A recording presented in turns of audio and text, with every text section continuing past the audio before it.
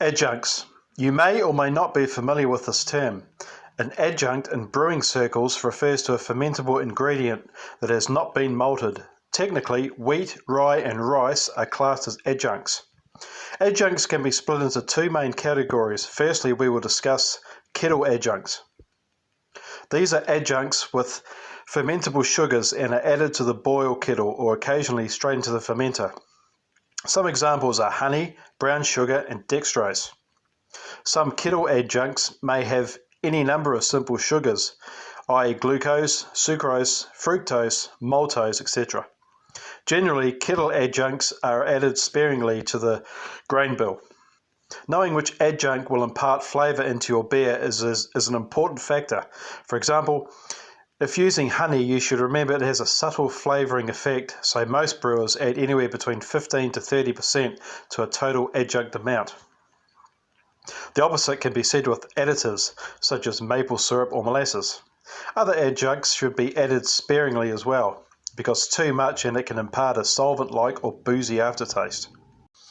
Secondly, we come to mashable adjuncts.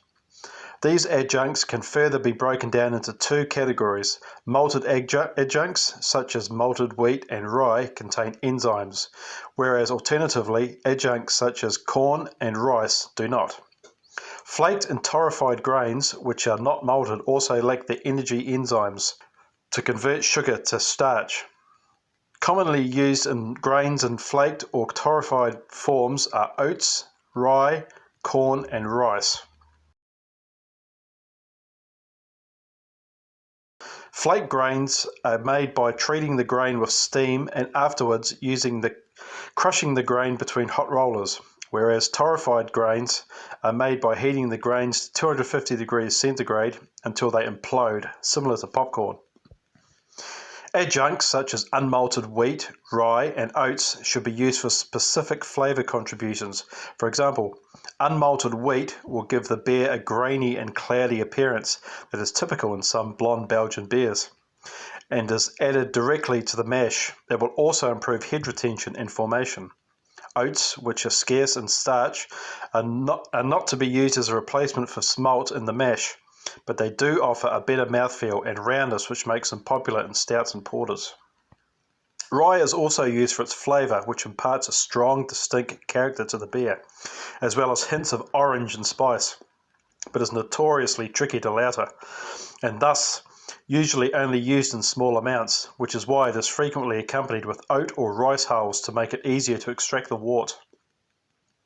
The majority of brewers will simply crush the malted adjuncts along with the malted barley straight into the mash. Some German wheat beers consist of up to 75% of wheat in the grain bill, but since it has no husk, it pays to be cautious with that much wheat as to avoid a stuck sparge. Similar to malted grains, extract brewers are advised to perform a partial mash if they're utilising flake grains. General rule of thumb is a 1-to-1 ratio of flake grains to barley malt. Although the flake grains does not need to be crushed, it does add efficiency if it is broken up slightly. Once the flaked grains are added, steep in 65 degrees centigrade water for approximately half an hour, then rinse. Hey guys, Cowboy, a little bit of food for thought there when it comes to your adjuncts. I've just been doing a few bits and pieces around the house, and we just went and bought a new TV. Our old one, don't know if you can pick that up. The old plasma's just shed itself, so managed to get a good bargain, so that's good. I've just been checking out my malts, grains, yeast, everything. Just making sure there's no mice get into it or anything like that. Got it stored in an old 15 kg plastic bucket, so it should be good. I'm going to do a few beer reviews coming up in the next few videos. Got an old favourite that I found. Yeasty Boys made a Earl Grey IPA years ago. I managed to find it again. It was on special, so I look forward to cracking into that one. And one of my favourites is coming up too, from a company called Brewing, so look out for that one. But today we're going to try a new one. This is Hazy Showboat IPA from Max. They're a Nelson brewer here.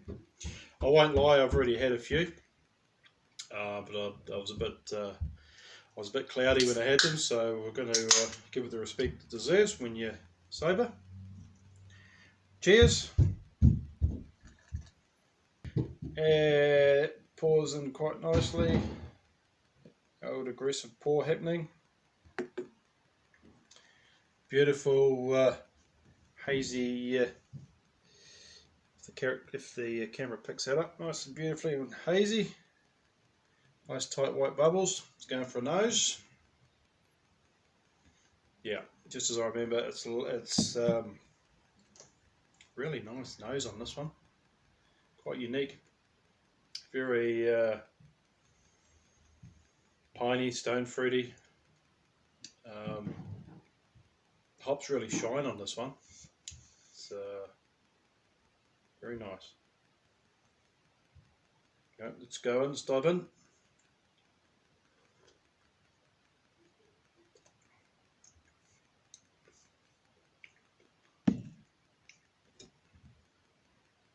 Yeah, I'm picking up that pine and little malt sort of backbone there. Very nice, this one. See it around, crack into it. Max Hazy Showboat, New England IPA. If you like IPAs like I do, she's an essential buy. To the winner of that book that I drew a couple of weeks ago, get on to me, man. Message me on Let's Brew Beer. Just go to Facebook and type in Let's Brew Beer, and you'll come up to our page and just DM me, man. If not, I'll have to do another draw, and someone else will win that book. A few of my Sierra Nevada Pale Ales and a few stouts last night. They went down pretty well. Stouts just get better the more you warm them up.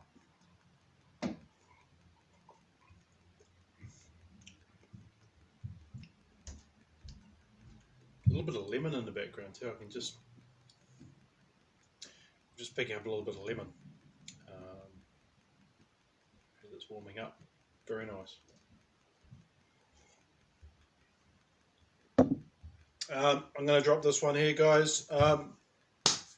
Comment, like, subscribe. I'd like to hear if you're enjoying the channel, what you guys are up to. If you'd like to see any, what you'd like to see in the future. If you're having any troubles with your brews, let me know.